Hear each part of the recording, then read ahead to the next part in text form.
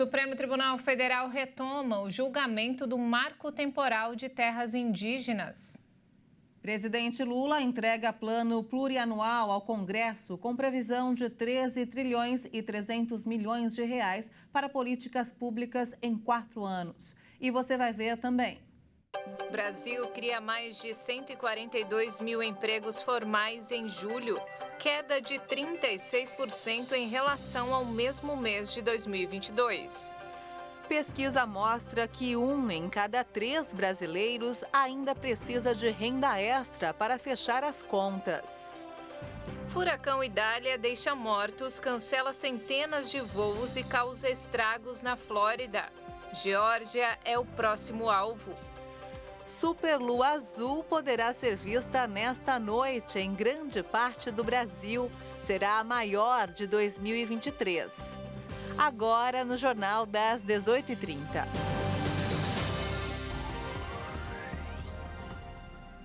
Olá, boa noite. São 18 horas e 33 minutos pelo horário de Brasília. Boa noite. Você acompanha agora as principais notícias do Brasil e do mundo desta quarta-feira. O Supremo Tribunal Federal retomou hoje o julgamento do marco temporal com o voto de André Mendonça, que votou a favor da demarcação de terras indígenas. Até o momento, o placar está em 2-2. Moraes e Fachin votaram contra a tese e Nunes Marques a favor. O ministro do STF, Cristiano Zanin, é o próximo a votar. A tese prevê que os povos originários só podem reivindicar as terras ocupadas por eles antes da promulgação da Constituição de 1988. Com a retomada do julgamento nesta tarde sobre o marco temporal no STF, indígenas de todo o país se mobilizam contra a teoria. A corte analisa a tese jurídica de que os povos indígenas só têm direito às terras que já eram tradicionalmente ocupadas por eles no dia da promulgação da Constituição, em 5 de outubro de 1988.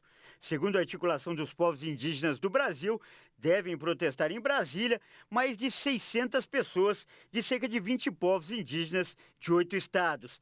60 lideranças vão ter espaço para acompanhar o julgamento de dentro do plenário.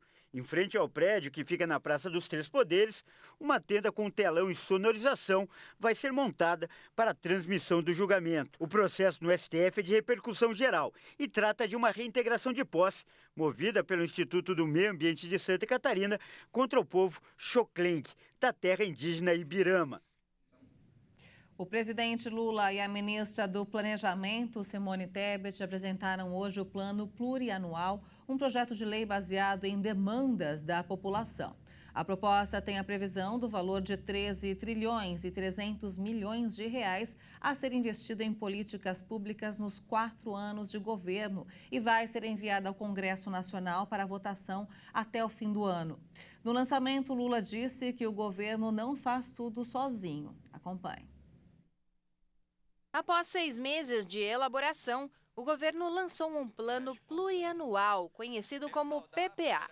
A proposta prevê gastos de 13 trilhões e 300 bilhões entre os anos de 2024 e 2027 para atender a 464 objetivos específicos distribuídos em 88 programas. O projeto foi elaborado com participação da sociedade por meio de plenárias nos estados e no Distrito Federal entre os meses de março e julho.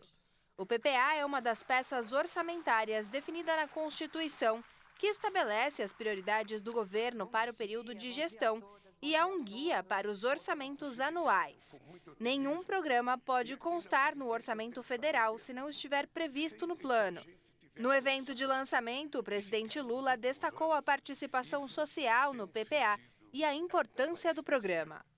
A retomada da participação social nas decisões do governo fortalece a democracia e a aproxima da sua plenitude.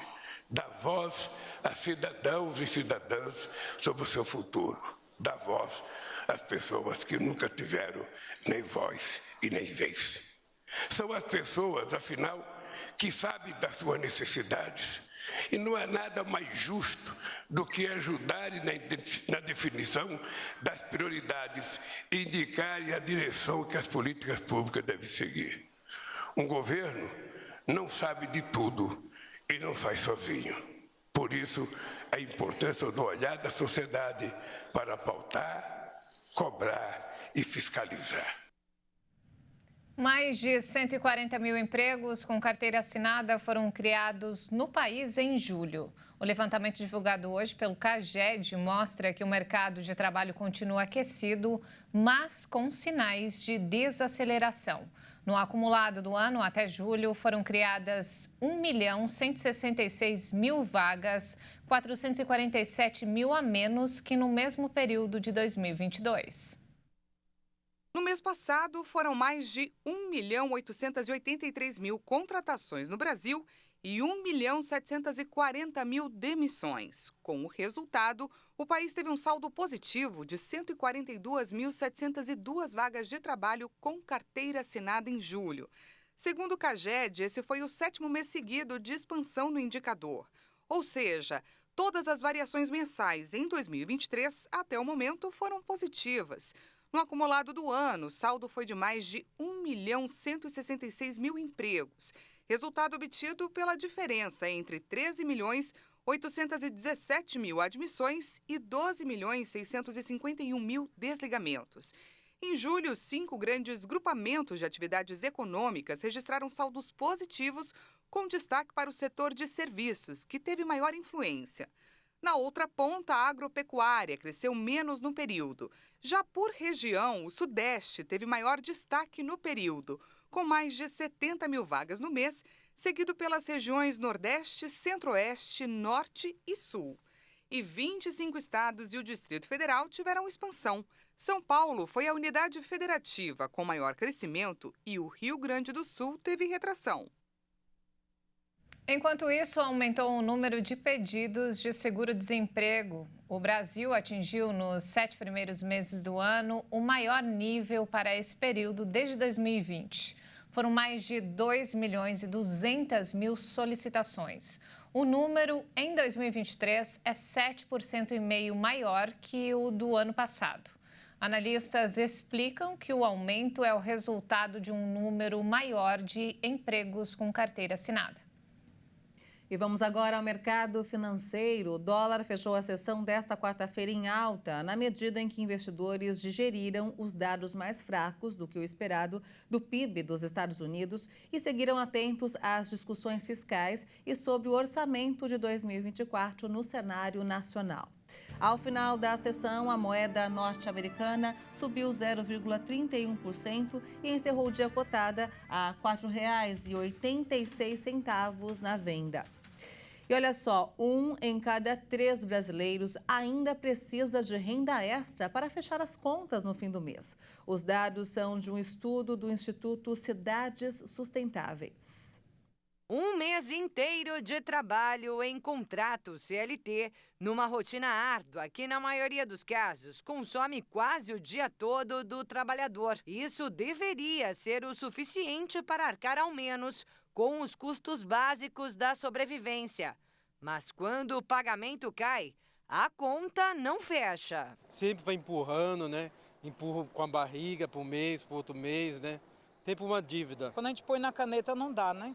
Não, somando tem vários descontos também, né? Que a gente sabe que toda empresa desconta um monte de coisa e quando vai ver, não, o salário não dá. Essa é a realidade de 31% da população do país. São cerca de 52 milhões de brasileiros que contam com os chamados bicos, além do trabalho formal, para complementar a renda e manter as contas em dia. A necessidade de renda extra foi analisada na Pesquisa Nacional sobre Desigualdades, desenvolvida pelo Instituto Cidades Sustentáveis, em parceria com o IPEC, Inteligência em Pesquisa e Consultoria Estratégica.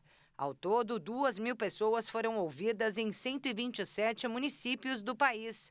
O levantamento revela queda no número de brasileiros que recorrem ao bico, em relação ao verificado no ano passado, quando 45% dos entrevistados contavam com trabalho extra para sobreviver. Apesar da redução, a doutora em Educação Financeira Ana Rosa Vilches diz que o montante atual ainda é grande. Esses 31%, tá?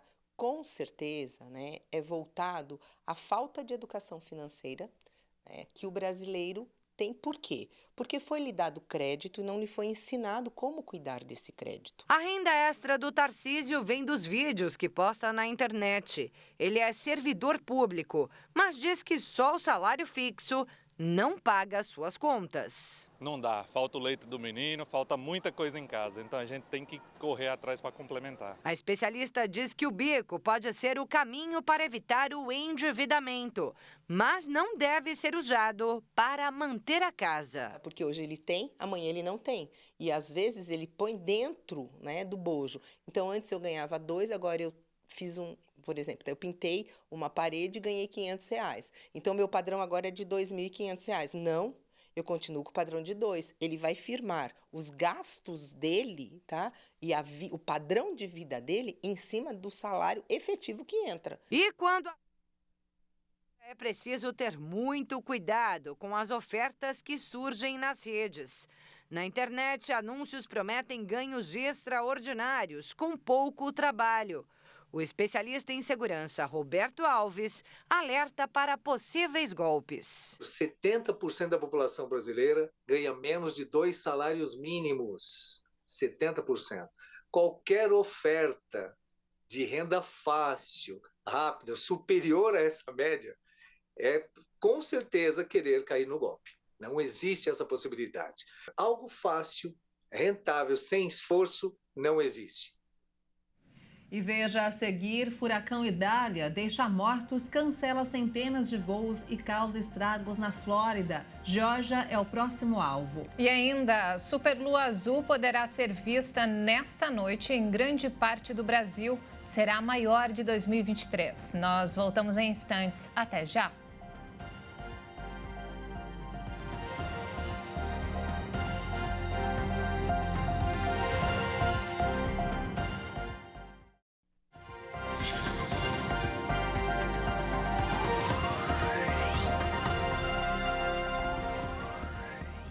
E nós estamos de volta, 18 horas e 47 minutos pelo horário de Brasília. E vamos agora direto ao Rio de Janeiro com informações desta quarta-feira com o repórter Anderson Nascimento. Boa noite, Anderson. Boa noite, Anderson. Boa noite, Maria Alice e Juliana. A Prefeitura do Rio abriu uma sindicância após a repercussão de uma apresentação em uma escola municipal na Cidade de Deus, na zona oeste da cidade. A unidade atende crianças até o 6º ano do ensino fundamental e nas imagens é possível ver uma mulher com máscara de cavalo dançando uma música com letra vulgar e de cunho sexual. Outros dançarinos sem camisa também participam da apresentação. O prefeito Eduardo Paes publicou um vídeo em redes sociais repudiando o ocorrido e informou que irá endurecer o controle sobre qualquer apresentação, atividade ou palestra nas escolas públicas da cidade. O grupo está proibido pela Secretaria Municipal de Educação de se apresentar em outras unidades. E motoristas denunciam que flanelinhas cobram preços absurdos por vaga próximo ao consulado americano no centro do Rio. O preço médio cobrado é de R$ 30 por vaga na Praça 4 de Julho. Em nota, a Secretaria Municipal de Ordem Pública disse que vai enviar equipes ao local para analisar a situação. Eu fico por aqui e amanhã eu retorno com mais notícias do Rio. Até lá. Obrigada, Anderson, pelas informações e até amanhã. Anderson, uma ótima noite para você. O furacão Idália atingiu hoje a costa oeste da Flórida, nos Estados Unidos, pouco antes das 8 horas da manhã, com ventos a 200 km por hora. O Idália ganhou força no meio da noite ao atravessar o Golfo do México, atingindo a categoria 4 em uma escala até 5. 2 pessoas morreram até o momento. Os 2 homens de 40 e 59 anos de idade morreram em acidentes de trânsito diferentes, mas ambos causados pelo mau tempo. O furacão Idália perdeu a sua intensidade e avança agora para o estado da Geórgia, mas antes deverá atravessar o estado da Carolina do Sul e do Norte. A Flórida está avaliando ainda o estrago causado pelo fenômeno. Nas imagens divulgadas, podemos ver muitas casas destruídas, ruas residenciais transformadas em verdadeiros rios, carros praticamente cobertos pelas águas e fortes ventos. Alguns moradores da Flórida relataram ainda terem visto peixes nadando onde antes era asfalto. As autoridades alertaram a população para não sair de suas casas e cerca de 4.500 moradores estão abrigados em locais montados pela Cruz Vermelha. A energia elétrica também foi cortada na região. 4 aeroportos foram fechados e mais de 900 voos cancelados. De acordo com os meteorologistas, os efeitos do furacão Idália ainda poderão ser sentidos essa noite na Flórida. Há 127 anos, essa região não via um fenômeno como esse. Rússia e Ucrânia intensificaram as ofensivas e fizeram ataques aéreos pesados nos territórios dos dois países.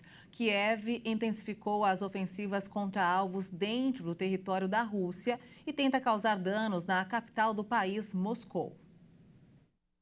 Kiev sofreu o pior ataque em meses. A Força Aérea Ucraniana disse ter abatido todos os mísseis e drones lançados sobre a cidade.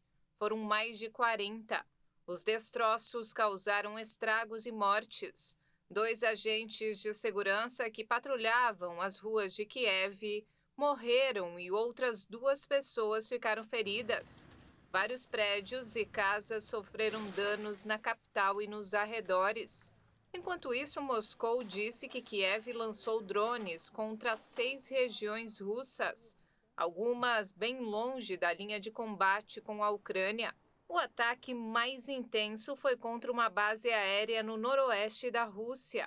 4 aviões de transporte sofreram danos.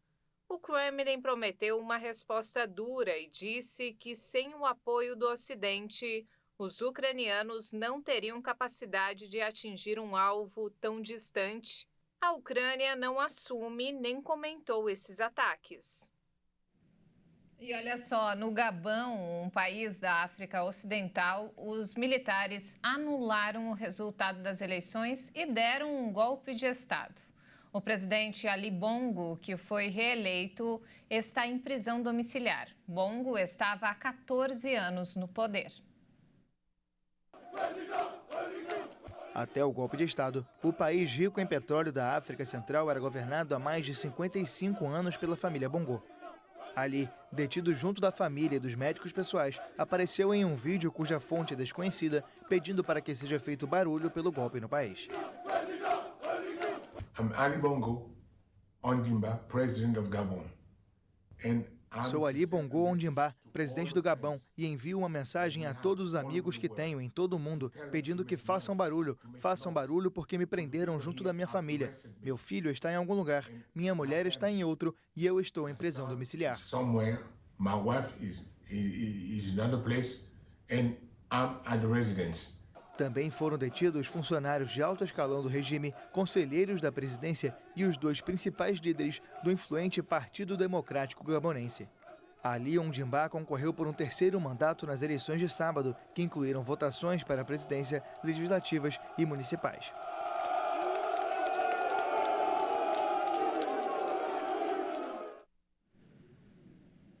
E de volta ao Brasil, agora vamos falar de futebol. Ontem o Corinthians sofreu, mas se classificou para a semifinal da Copa Sul-Americana. É isso mesmo, Ju. Mais times brasileiros seguem aí na disputa do torneio e também da Libertadores. Quem traz todas as informações é o Leonardo Félix. Boa noite, Léo. Seja bem-vindo, Léo. Boa noite, Maria Alice e Juliana. Boa noite a todos que assistem ao Jornal das 18h30. E aí, vocês acreditam em justiça no futebol? Afinal, nem sempre o melhor time vence os jogos ou ganha os títulos.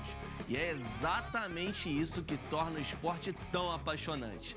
A imprevisibilidade do futebol levou o Corinthians à semifinal da Copa Sul-Americana. O Timão foi amassado pelo Estudiantes em La Plata durante os 90 minutos e também nos acréscimos da partida. O primeiro gol argentino saiu com menos de 1 minuto de jogo, no primeiro ataque. O goleiro Cássio foi decisivo e evitou uma goleada no tempo normal. mas outro personagem entrou em cena no confronto. A trave foi o 12º jogador corintiano, impedindo pelo menos mais 4 gols. Nos pênaltis, Cássio e a baliza garantiram o alvinegro na próxima fase, provavelmente contra o Fortaleza, que joga na quinta-feira com boa vantagem contra o América Mineiro, após a partida de ida em Minas Gerais. Outros brasileiros também vão entrar em campo. O São Paulo decide a vaga para a semifinal no Morumbi, amanhã contra a LDU do Equador, com previsão de casa cheia. Já o Botafogo joga daqui a pouco, às 7 da noite, na Argentina, contra o Defensa e Justiça, e precisa vencer. O novo empate leva a decisão para as penalidades máximas. A expectativa é de final brasileira na Copa Sul-Americana. Já na Copa Libertadores, o Internacional carimbou o passaporte para as semis ao passar por 2-0 pelo Bolívar no Beira-Rio. Agora deve encarar o Fluminense, que tem excelente vantagem sobre o Olímpia. As duas equipes se enfrentam amanhã no Paraguai.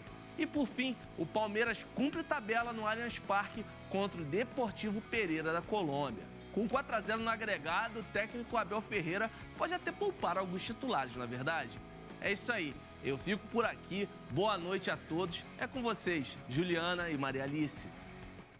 Léo, ótima noite para você. Obrigada, Léo, pelas informações aí do esporte. E olha só, Ju, hoje à noite fica aqui o convite para você simplesmente olhar para o céu e ver a lua. Parece algo casual, mas não é. Trata-se de um momento único e raro, viu? É isso mesmo, isso porque hoje acontece a segunda superlua do ano e ela poderá ser vista na região sul do Brasil. E ao contrário do que o nome nos induz a pensar, a superlua azul não troca de cor, ela permanece cheia e plena no céu. Com céu limpo, Porto Alegre deve ser o único estado que conseguirá visualizar a superlua azul. O fenômeno é aquele período quando a Lua está mais próxima da Terra e, portanto, fica 14% maior e 30% mais brilhante. Segundo a NASA, a definição mais antiga de lua azul remonta aos anos 1500. Esta é a segunda e última superlua do ano. A partir das 18h45, basta olhar para o céu e durante toda a noite, de qualquer lugar do mundo e por qualquer pessoa, estará visível sem qualquer equipamento a superlua azul. Que legal, hein? Se eu pegar um voo ainda dá tempo de ir para casa? Não, Ju, mas inclusive aqui, ó, no centro de São Paulo, onde a emissora está localizada, se você sai aqui na rua, normalmente nos dias de superlua, a gente consegue ver uma linda lua, viu? É, mas hoje o meu estado vai ser privilegiado, é verdade, né? É o estado dela. Segura gente, aí, papai e mamãe, estou indo. Mas, ó, fica o convite para todos verem a superlua de hoje, então, nos lugares que é possível, claro, né? Bem, o Jornal das 18h30 fica por aqui. Você acompanha outras informações logo mais às 22 horas com Alexandre Jaqueto e Beatriz do Vale. Obrigada pela sua companhia. Muito obrigada pela companhia, uma ótima noite para você e até mais.